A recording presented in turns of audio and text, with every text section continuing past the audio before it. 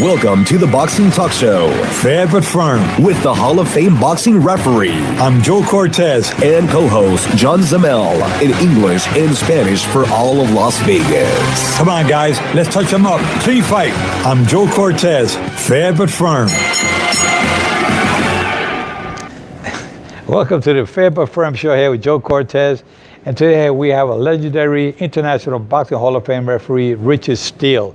Richard Steele is one of the household names in boxing because, as you guys know, in boxing, always the third man in the ring it's like the one of the, back in the day, the referee didn't count. Today with social media, television, pay-per-view, people want to know who's the referee in the ring. When you hear the name Richard Steele, you know you're going to see a great fight.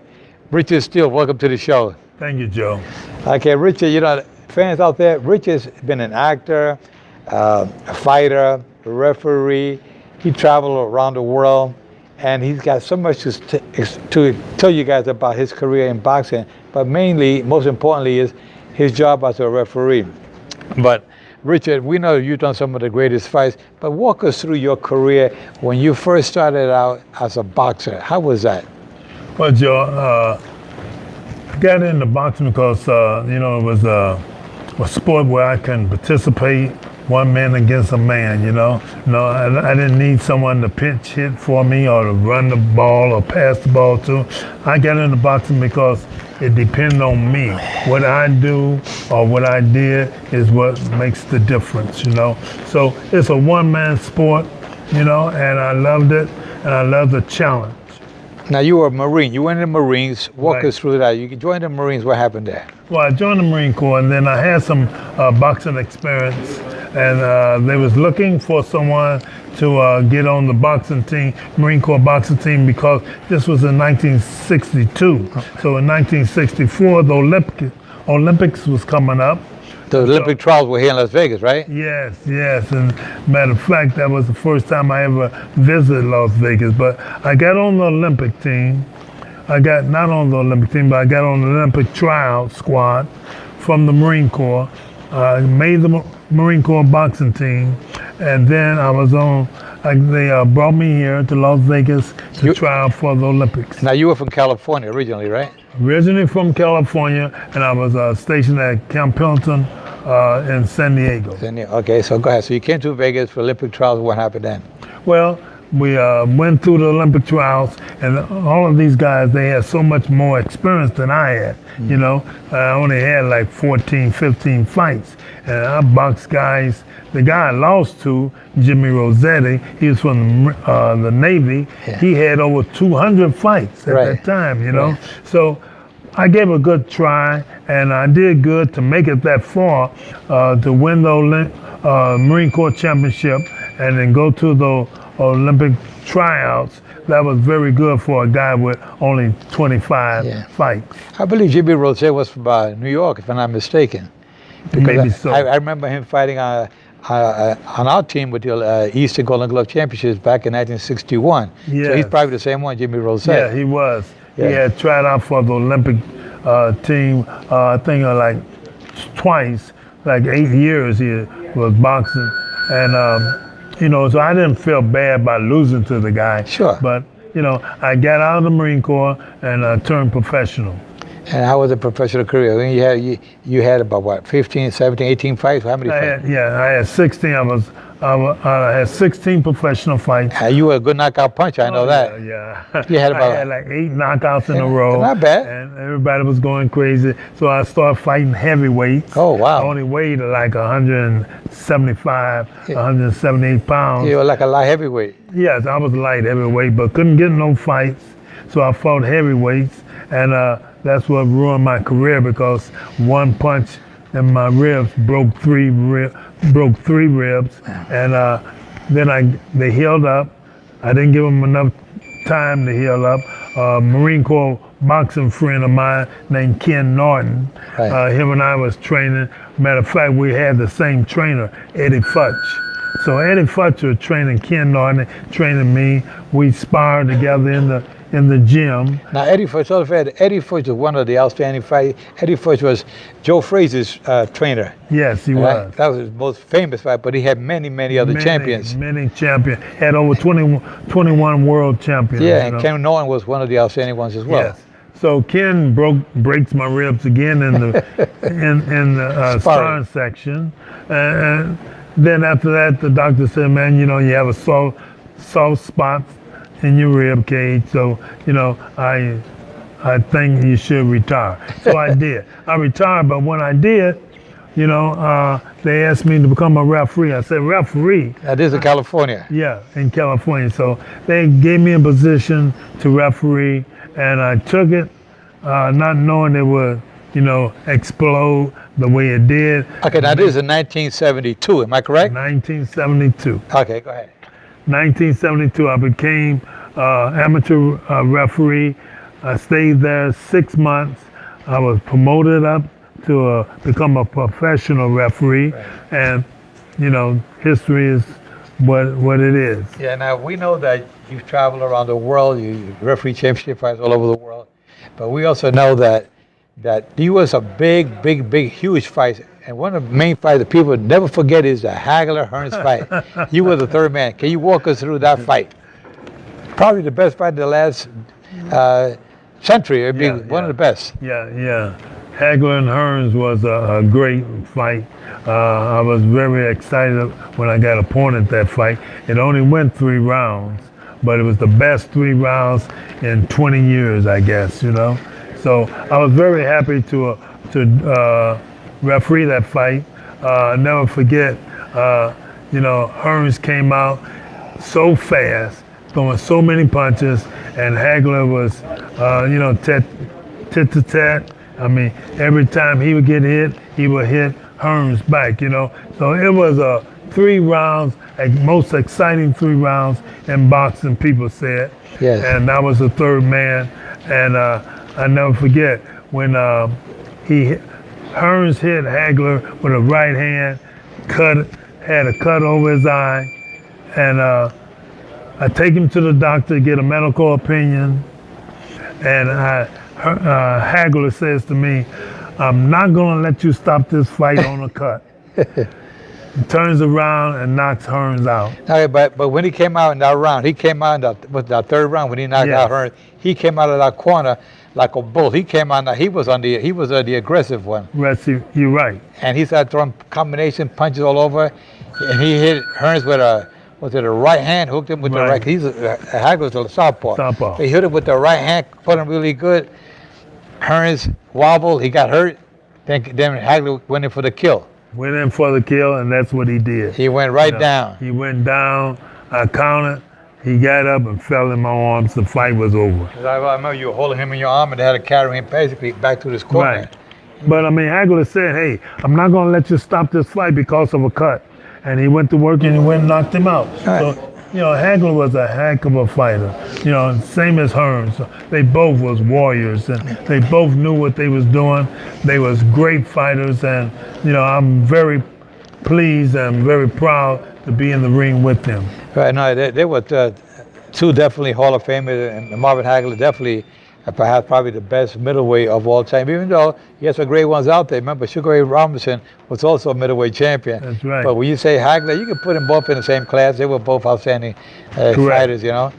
But Hagler, I see him at the Hall of Fame. We see him out there almost every year. He shows up with his wife, and he became an actor. The last fight he ever fought was against Sugar Ray Leonard. Sugar Ray Leonard. Yeah, and you refereed that fight as well, right? I refereed that fight, you know. Okay, talk to us about that. That's another fight. A lot of fans are saying, did Sugar Ray Leonard really win the fight, or was it Hagler who won the fight? Come on, Richard, you were the third man. What happened there? Well, I thought that Leonard did out-hustle Hagler, you know, in that fight.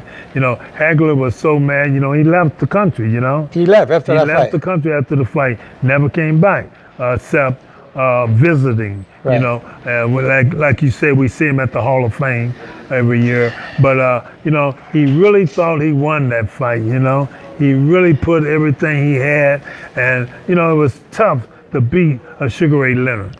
Like it was tough to beat a Muhammad Ali. Right. You know, so, you know, he really thought that he won that fight.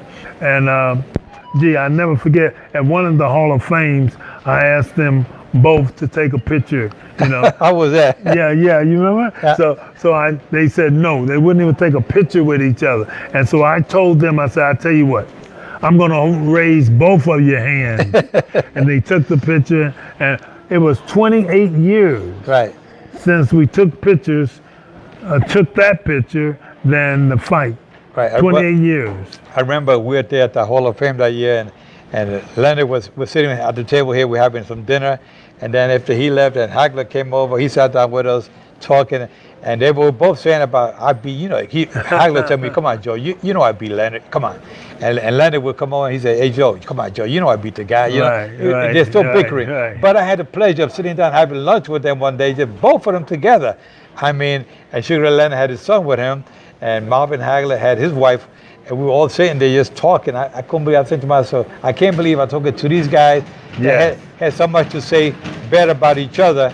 And here we are having lunch. They were like gentlemen, like the best brothers in the world. Yeah. Anyway, we hope that they get over those issues that they've had with the who was the best man of that night. But to me, they both came out champions in that fight. They were. They was great fighters, and they both was winners. Yeah, exactly. I think the fans were really the winners as well, because that's one of the greatest fights in boxing history with Leonard and Hagler. Now we're going to go to one fight, that particular fight that it's a little touchy, but I want you know which one it is. And a lot of people have been asking me even last week. I was explaining to the fans what a referee looks for in a particular fight where the fighter is hurt. Now, you know, you were refereeing the Julio Cesar Chavez and Medrick Taylor fight, and it was in the last round. It was a fight that Chavez was losing almost every round. Yeah.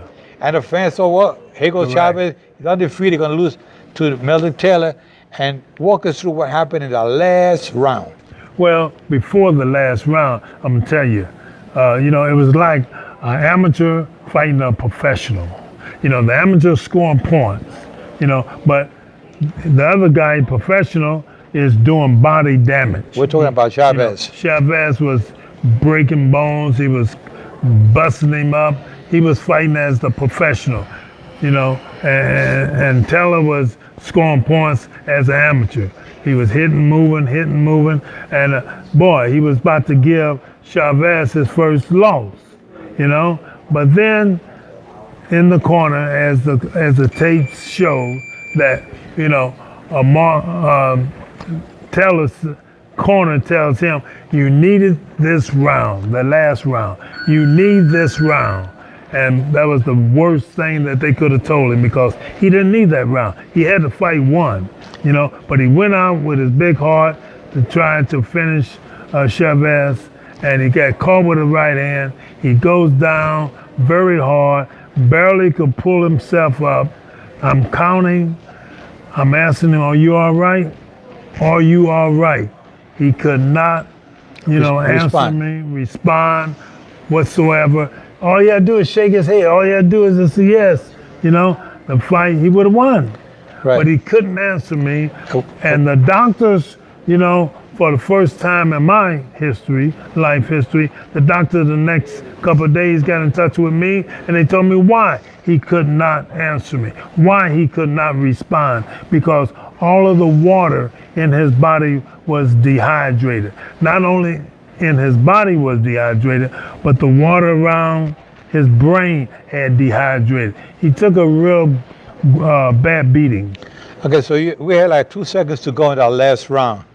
And the lights came up in the corners, but we tried to explain to the fans out there the duties of a referee. Now, you're a Hall of Fame referee like myself, and we've been I've refereed for over 35 years, yourself as well. Now, we know that in boxing, first thing that we're more concerned about is the safety of the fighter, right? Just in that dramatic moment, with 2 seconds to go, you're looking at this fighter's eye. We can see how intense you were right in his face. You're looking, and you were only focusing on him, nothing else. That's all. Nothing else. Okay, so you saw in your eyes that he was not responding to you. We're trained to, if a fighter's not responding, you wave it off. It's over. Because the thing is, if I had been looking at the clock or been looking at the light, I would have been cheating for a fighter. Yeah. I'm not worrying about the lights. I'm not worrying about the clock. I'm worrying about the safety of the fighter. I asked him twice, was he okay? He could not respond. So whenever a fighter is in that kind of condition, when a fighter is in that kind of, you know, where he doesn't know where he's at, he cannot respond, the fight is over. Right. Well, you know, that's one of the things that a lot of the fans, if you see Mildred Taylor today, what kind of condition he's in. Oh yeah, he's in bad shape, but you know. Yeah, we never see him in none of the events anymore. It doesn't come around. And that's one of the things that we as referees, sometimes people will criticize us for stopping fights. I know one time I refereed a fight. Unfortunately, the fighter died, Robert Wangila. And the fight was pretty close. A guy named, I believe it was Fernandez, back in 1994 here in Las Vegas at the Aladdin Hotel. And I remember refereeing that fight, and it was pretty close. I think one of the judges may have had Wangila ahead by 1 or 2 points, and the other judge, it was really close. And I stopped the fight in the last round, Wangila taking some punches, and I felt that what I saw, he was in a concussive episode. In other words, he was out on his feet. He was up, but didn't know where he was. When I saw it, his eyes rolled back, his hands dropped a little bit. I jumped in and stopped it. The fans were criticizing me. They were protesting why I stopped the fight. Well, even the doctor checked him out in the ring, and he said, Joe, I'm okay. I feel okay. And then the doctor said, Joe, he seems to be all right. I said, all right. Meanwhile, I'm coming off down the ring. People are booing the hell out of me for stopping the fight. Right. 15 minutes later, they come running out of the dressing room. Wangila's having seizures in the dressing room. And you know what? They rushed him to the hospital, and 2 days later, he passed away. The fans that were booing me that night for stopping the fight, I mean, it was like, in a joke. They felt so bad that they were criticizing me, because now they realize what are the duties of a referee. Now, that particular fight, had Richard let that fight continue, he would have taken maybe one more punch that probably was going through your head. His condition, he takes one more punch, they're going to kill him, you stopped it. Anyway, in my fight, the kid ended up passing away 2 days later. But that's the way it goes in boxing. So our job is to watch out for the safety of the fighters, make sure we take control, stop it when a fighter is out of it, you know. And you did what you did that night, and we tried to explain to the fans all these years. And and hopefully now the people will really understand now that modern day technology, all that goes out there with all social media. You see a lot of fighters, mainly in foreign countries, where boxing is not up to the par that we're at now as far as safety. We're trained. We start fights a little sooner now than we did 20, 30 years ago, because we've been trained in what to look for, with certain signs to look for as a referee. We want to see those fighters go back home to their family and to their loved ones, and they can have a normal life when they're retired. But now, Richard, let's skip all of that. Let's talk about your travels. Now, you made a special travel back to Africa. Yes, South Africa. South Africa. And you went to see none other than? Nelson Mandela. Okay, now talk us about that. You went with your beautiful wife. Yes, I received a phone call like 12 years before then. Yeah. To come to South Africa and referee. Right. They had a big fight they was having in South Africa, and they wanted me to come to referee. And so I turned it down. And I turned it down because of the fact that Nelson Mandela has been arrested. Nelson Mandela was arrested because of apartheid. He stood up for apartheid. Yeah. And a lot of people don't know, but apartheid was that blacks in South Africa could not vote, they could not go to school, they could not get a good job, you know. So it was really a bad thing. Well, you know, I don't know if people haven't looked in a long time, but I'm black too. See? Are you? So I turned the offer down to go to South Africa because of Nelson Mandela imprisonment. And you know, a lot of people didn't know, but Nelson could have got out at any time. All he had to do is to go along with the government and say, okay, I'll tell my people to go along with apartheid. But he said, no, it's not fair, right. You know, and I'm going to stand up for what I believe in. So a year goes by, and they call me again. They say, look, we got this big fight in South Africa, you know, and you one of the top referees, we want you there, you know. And I turned it down. I said, is is Nelson Mandela still in prison? And they say, yes. And I said, well, there's no way I could come. 10 years later, Joe, I forgot all about it. But during those 10 years as well, the World Boxing Council refused to hold fights. Jose Suleiman refused to have world championship fights in South Africa because of the apartheid. That's right. Okay, go ahead. So 10 years later, I get a call from Nelson Mandela's office and saying that WBC is coming to South Africa, and they wanted to give me a special, invite. And I said, wow. This is after Mandela was released. Nelson Mandela has been released. And you know what really was something about the whole situation with Nelson. The same people that put him in prison for 27 years are the same people that made him president of the country. Unbelievable. Can you believe it? Unbelievable. Can you believe Well, it? he proved his point. And he stood up for his rights, and he felt that what he was doing was justifiable, and he did it. And the same people that recognized what he did, they in turn voted in his favor. So right. And so when I get the invitation, I'm sure. Now I'm gonna go. I could not believe it. You're the champ. I could not believe it. I get the private invitation from Nelson Mandela himself. I go over there, and I could not believe. This guy hugged me, I hugged him, and he said, I really want to thank you for standing up for me. And that was the best compliment I've ever had. Okay, well, I gave you a good compliment. You're a good-looking guy. But looking at his office, he does have that picture with his beautiful wife, Gladys, and a picture with him and Mandela. With Mandela has the WBC belt around his waist that you presented to him.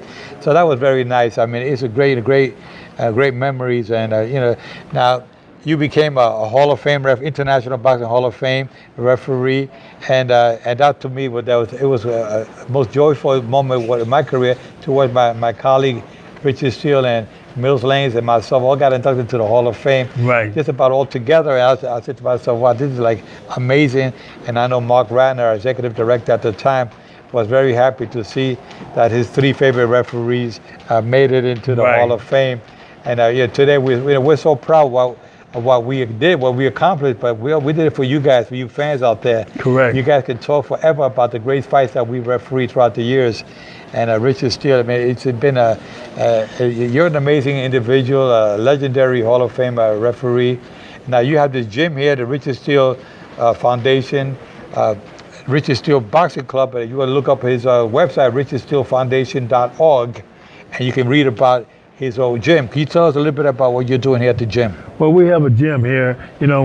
When we first opened it up as Richard Steele Boxing Club. Right. But then my daughter, which is the president of the foundation, she said, look, Dad, it is a boxing club, but we want to push education. So we named it Richard Steele Foundation and Boxing Club. Boxing Club. Yeah, Richard Steele Foundation and Boxing Club. So we push education. We have a classroom. We have people that we take their report cards. We make sure that they're doing good in school. We have tutoring programs. We have teachers to come and do different tutoring sessions, even computers, even different health classes. We have, on the board of directors, we have a young man, Dachi King. Dachi King, he does all of the, make the kids come to class. They go to boxing, but they also got to come to class. And he teaches them the safety, life safety, out in the street, how to carry themselves, And, he's in the law enforcement, so he really showed them that, hey, as a law enforcer, he's a friend of theirs. They don't have to be afraid of him. They can come to him and discuss anything that they like. He teaches drug and alcohol classes, So we are about the welfare of the young people in United States. Young people here in Las Vegas, we are very interested in it. And sure, we love boxing, so we teach boxing. And we've been pretty good. We have some pretty good fighters here. Great. Like, with your address, give us the address here to our viewers out there. 2475 West Cheyenne, North Las Vegas. Okay, and the foundation, you find them online? Yeah, Richard Steele Foundation. Richard Steele Foundation and Boxing Club. RichardSteeleFoundation.org, and you can make any donation. You can see what they're doing here. Please do. We really appreciate what you're doing because, Richard, you know, just before we wrap up the show, I just want to just go a couple of more things about you and your beautiful wife and your daughter, what you're doing with the gym. You know, we're so proud of what you're doing, and I've always been a supporter of I support what you do for the community, and I always respect you as a referee. I remember coming to Las Vegas here in 1992 when I started. I moved from New York here, and I was able to meet you the year before I came out, looking around see if I'm going to make the move here or not. And I always remember that coming here, we had a Mitch Halpern, another young referee who was a rising star in boxing, and Richard Steele had him by one arm, I had him by the other. That's right. I was living with Richard, with Mitch Halpern. I was living with Mitch Halpern for about 6 months until I got my family out here, and I was helping him out at the house. We were training. I was training Richard, Mitch Halpern in the house, moving around the ring in the living room, and Richard in the daytime. Richard would train him at his gym, and he had the gym on the other side of the other. What's the name of that gym? Lake Mead. Yeah, Lake Mead. Nevada Partners. Nevada Partners. He had Mitch going there while they were sparring. He was training Mitch in there. So Mitch turned out to be one of the top referees. Unfortunately, at the age of 33, it's a mishap, and we lost Mitch. But you did a lot for boxing. You did a lot for a lot of referees out there. You still do today. You're a good advisor for young fighters to come in here. Trainers, you have trainers to come to the gym and work out with training young kids out here. So we're very proud of what you're doing for boxing. Well, thank you, Joe. You know, it's always been wonderful to be associated with you. And what you do for the community and for boxing, you know, is second to none, you know. So anytime I'm in the same conversation or the same, you know, thought that people are thinking about referees, thinking about fighters, or thinking about community service, and they come up with your name and my name together, I'm happy. Yeah, so am I. I think that, you know, that what we need more you fans out there watching live right now, here from Las Vegas, the entertainment capital of the world, of course, the boxing capital of the world. You're not going to get another guest on the show with the quality of Richard Steele. He's really a top-notch guy. I love him like a brother, and I've always supported Richard and his decisions and what he's doing with the sport today, in the gym with the fighters. And I want to just thank you, fans, for helping us out. And anything you can do with Richard Steele's Boxing Club will be very much appreciative, because we really appreciate anything you can do. Remember, the RichardSteeleFoundation.org is a foundation you want to help out. You know, it's a 501c3 foundation. So we want to make sure that you guys really pitch in and give Richard a helping hand for the good things that he's doing here in Las Vegas. What we need more of you guys out there is you guys out there try to follow Richard Steele's footsteps, what he's doing for boxing, what he's doing for the community. We got to do this across the country, around the world, to make sure that we in there hand in hand, helping each other out to make this a better world, and especially for the youngsters that are coming up. They need good advice, good tutors, and role models like Richard Steele and myself to get you guys on the right track. With that said, guys, I want to wish you the very best. And remember, I'm fair, but I'm firm. But with Richard Steele here, we got a knockout team. Thank you, Joe. Take care.